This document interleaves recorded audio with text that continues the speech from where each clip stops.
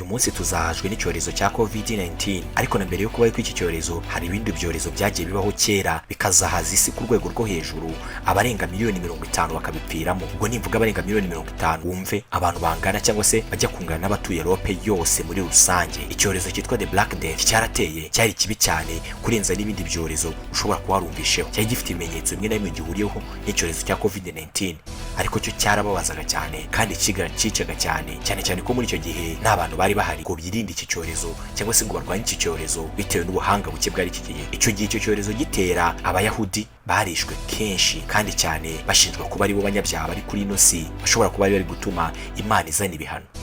Abenshi na n'uyu munsi bemeza ko COVID-19 ari igihano cy'Imana. Kurikirana ikiganiro kirambuye kuri YouTube channel yacu Ilmu Media. Njyewe wankurikirana kuri Instagram Methode 223.